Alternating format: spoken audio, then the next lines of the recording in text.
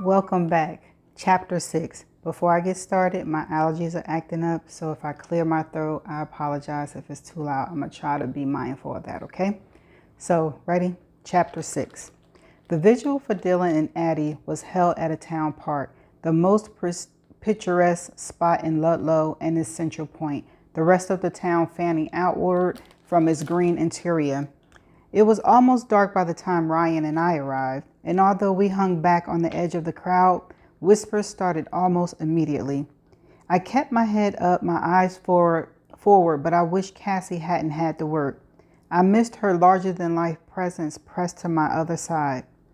"Hey," Ryan said, slinging her arm across my shoulder and giving me a squeeze. "You good?" "Yeah," I said with a grateful nod. "I'm okay." I wasn't really. My eyes kept pulling toward the oversized photo of Addie and Dylan propped on easel in the grass, bouquets and stuffed animals scattered at the base. Red and blue ribbons fluttering in the breeze. They were the same pictures I seen on the banner announcing the vigil, but these versions were clear and in screaming technicolor. A blonde girl with ocean blue eyes, a sliver of a gap between her front teeth, a boy with brown hair that fell in a swoop over his forehead. His mouth ticking up on one side with the promise of a grin. They looked impossibly young and beautiful, and I blinked frantically against the burning in my eyes as I looked away. Pete Jenkins, the owner of the gas station, handed Ryan a box filled with long tapers pushed through cardboard circles meant to catch the wax as they melted. Ryan took two, holding them towards Peter's lighter, while I cupped the flames against the breeze. I turned to pass the box to the woman on my right, distracted as I reached for my lit candle with my other hand. "I thought that was you," Miss Allard said, leaning forward a little to capture my attention, a smile on her lips but not in her eyes. "I was starting to worry you forgotten your way back to Ludlow." Well, that didn't take long.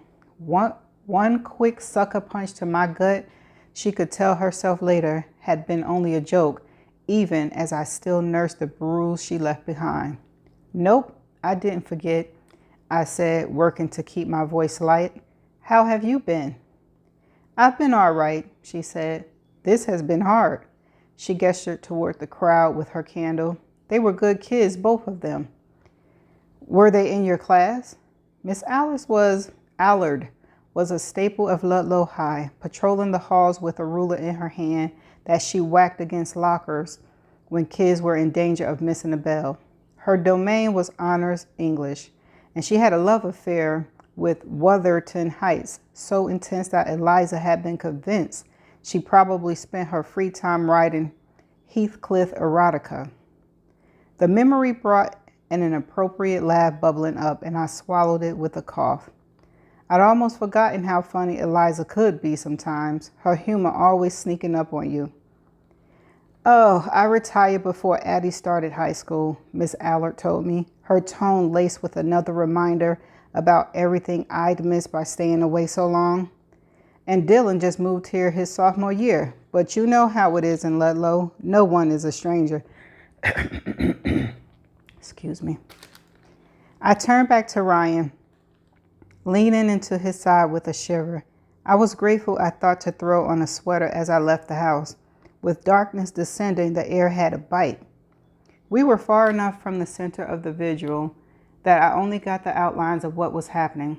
Someone speaking into the microphone, voice still too soft to make out. A remembrance read in a monotone, hymn sung off key with most of us mumbling the words. "Are the parents here?" I whispered to Ryan between songs. He shook his head. "I don't think so." I couldn't blame them for not coming, for not being willing to put their grief on display for the entire town. It was theirs, but somehow everyone felt entitled to a piece of it. In the days after Eliza died, when people showed up at our door with casseroles or gathered around us in knots at the bureau, their concern, well-meaning as it might have been, came at a price. We've been spared a vigil, at least, because Roy had been caught so quickly.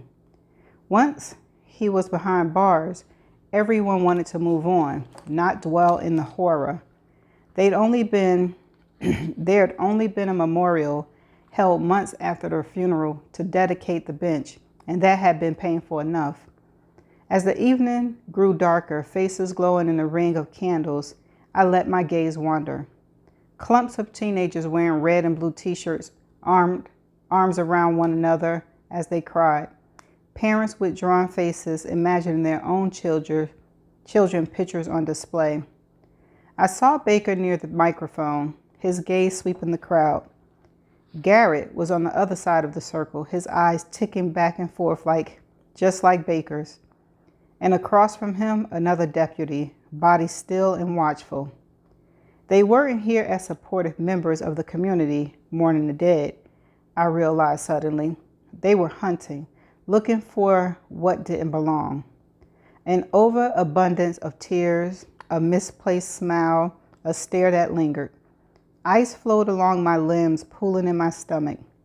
No matter what they said to the press, what they tried to make everybody believe, the cops thought the same thing I did. The killer was still here in Ludlow. One of us. A movement on the far side of the gathering caught my attention. A man standing alone, backed up almost to the edge of the tree line. Candle held so low I couldn't get a good look at him. I squinted, peering into the shadows, taking a step closer until I almost collided with the couple in front of me. Sorry, I mumbled, eyes still searching. In the distance, the man's candle lifted, illuminating his face. My skin tingled, a breath hitched in my chest. Dean Matthews? All around us, people lowered their heads in prayer, but I kept my eyes raised until he looked at me, our gazes locked. In the candlelit, his face looked almost gaunt, mouth drawn tight. His eyes burned. Even from where I stood, his pain reached out to mine. A recognition passed between us. I was carrying the weight of so many dead, but maybe I wasn't carrying it alone. After only a few days at home, I'd fallen right back into the routine I established before I left. Resenting my parents, avoiding my friends, fixated on Eliza's death, driving around in the evenings, aimless and alone, trying very hard not to think beyond the next mile in front of me. Already I could feel this place working at me, long fingers of memory reaching into the dark, neglected recess of my mind, trying to unravel the careful stories I told myself. Tonight, I stopped at the park again, pulled into the tiny lot as the sun was beginning to slip away. In the distance, I could see Eliza and Travis' bench, but for the first time I could recall, there was someone sitting on it. I fumbled with my seatbelt, practically tumbling out of the car in my rush. I knew it was stupid to think the person sitting there had anything to do with Eliza's death, but I wanted to see for myself. Who in this town would choose that spot to take a load off, sit back and relax on a bench marked for the dead? But when I got closer, I saw it wasn't a Ludlow local, and Dean Matthews wasn't relaxed. He was hunched over, his forearms resting on his knees, hands clasped, shoulders bunched tight. I slowed, starting to pivot back towards my car when he turned his head to the side and saw me. We stared at each other the way we had in the bar mirror, the way he had across the crowd at the vigil just a few days ago, assessing, challenging, but also strangely companionable. Like maybe our hells weren't the same, but we both been living there. Hey, I said, voice quiet. He didn't answer, but he scooted down the bench, leaving room for plenty of space between us if I chose to take the offering. I slid in next to him, watching the long shadows of evening turn the grass a dark mossy green.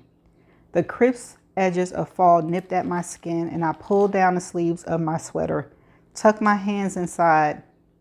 Do you come here a lot? Every once in a while. It's a good thinking spot. What about you? No, never. Not to actually sit. I realized how stiffly I was holding my body and forced myself to sink back against the bench. I've always wanted to talk to you, he said after a minute of silence. Okay, I said carefully. I feel like I owe you an explanation or something. He spread his hands, let them fall back to his thigh. All my life, it was my job to watch over Roy.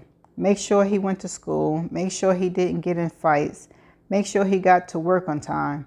But that summer before the murders, I just stopped. He sighed. Talk about falling down on the job at the worst possible moment. Jesus. Weren't you only a year older than Roy? I asked.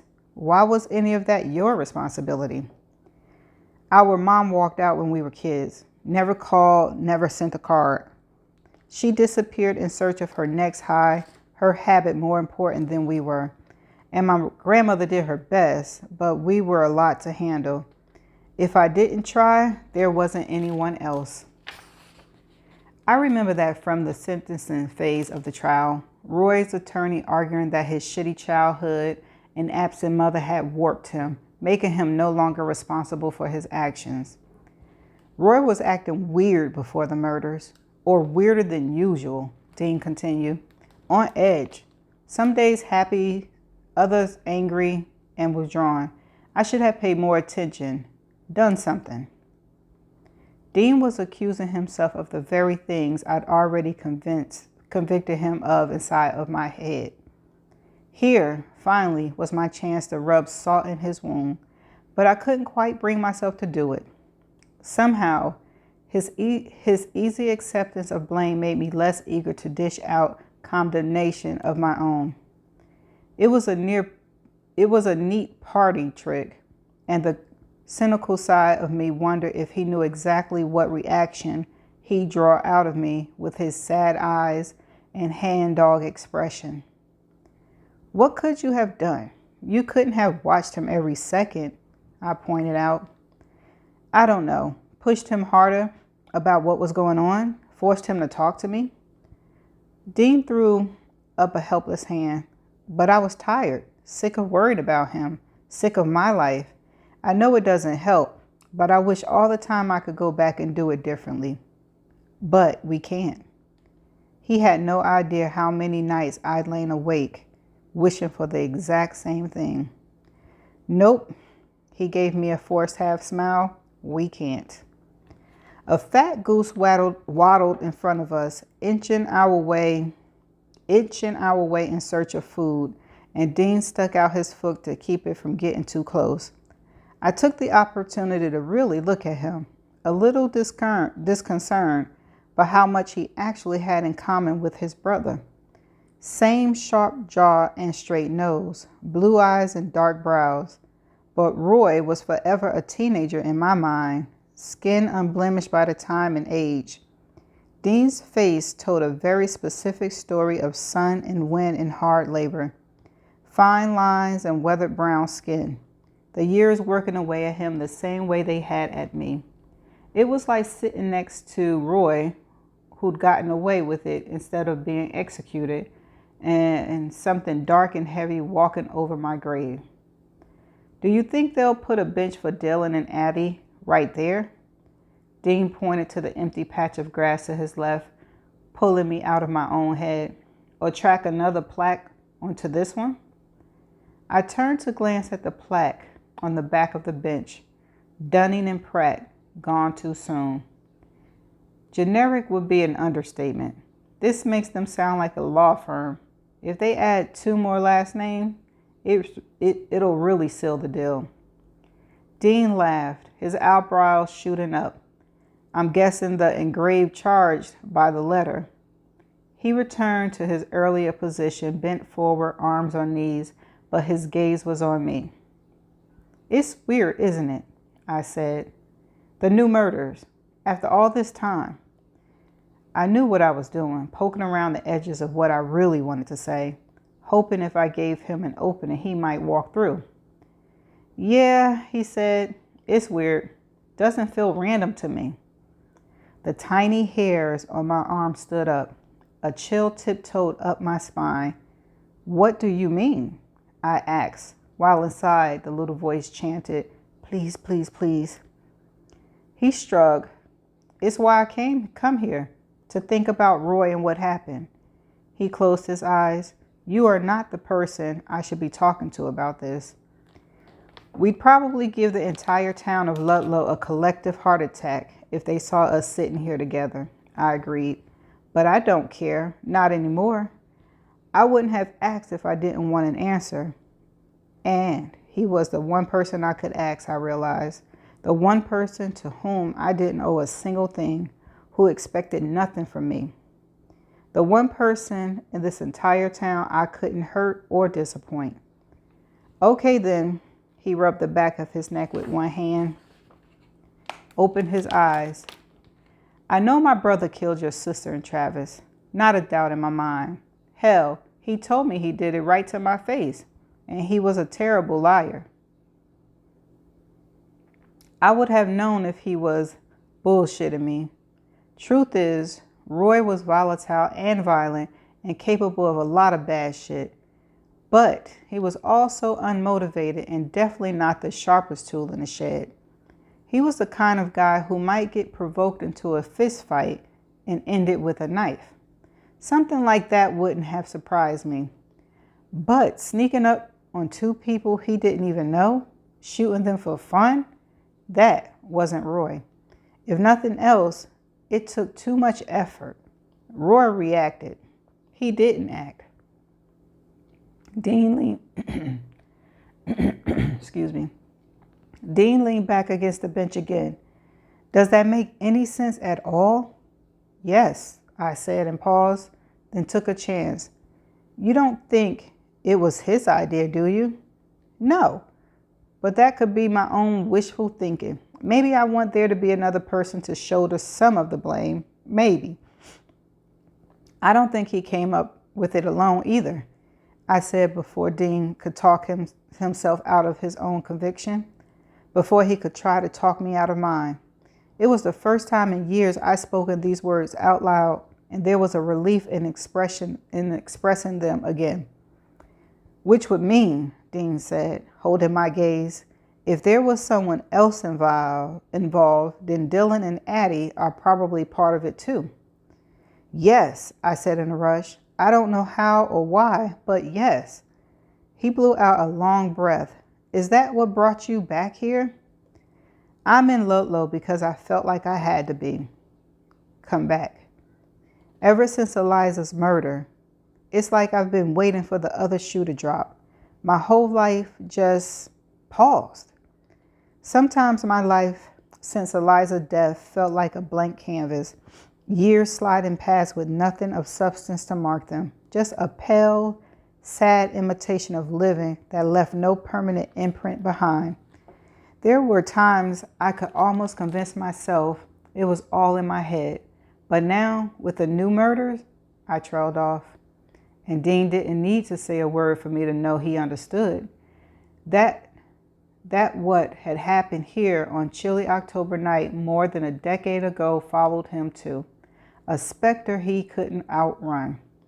You know, it won't change anything, he said. Even if we're right, it had all still happened. He paused. They'll always be gone. He meant more than Eliza and Travis. He meant more than Eliza and Travis, more than Addie and Dylan. He meant his brother too. I know that, I said, and I did, better than anyone. But it would never end for me until I uncovered the whole story. I would look at every face in this town I used to love and ask myself, was it you? If there was ever any hope of moving forward, I had to go back. But I want to try for all of them and for myself too. And maybe it would be less terrifying with someone beside me, someone who listened to my theories and didn't look at me with pity or disbelief. The irony wasn't lost on me. The one person I could finally talk to about this was also the last person I ever expected to confide in. The police are already investigating, Dean pointed out. They've come to talk to me and my grandmother, trying to find a link between Roy and the new murderers beyond the obvious. If there's anything to be found, don't you think they'll find it? Maybe, I said, But that doesn't mean we can't look too. He paused, staring down at his hands like he was weighing the pros and cons in his palm. All right, he said finally with a small shake of his head, like he couldn't quite believe the words coming out of his mouth. I'm in. I picture what Ryan and Cassie would say if they were here to witness this, not to mention my parents or Sheriff Baker. A laugh cracked out of me before I could stop it. Where do we start? The only place we can, Dean said, at the beginning. That's the end of chapter 6. Wow. Dean and her might work together to try to find out who killed Addie and Dylan, which then will help them figure out who actually killed her sister and his brother. I don't know. I don't know why I feel like, when they on TV, like when they do the investigations, they say the person who usually did the crime is put themselves in the investigation. Here I go, right? First I thought it was the mama. First I thought it was the daddy. Then I think it was the mama. Now I'm thinking it's Dean. Because, did he ask her? Or did she ask him? I think she asked him, but he was willing. But anyway, Dean is my new person now. I know I'm reaching. But we shall see. I shall see you in the next chapter. Bye for now.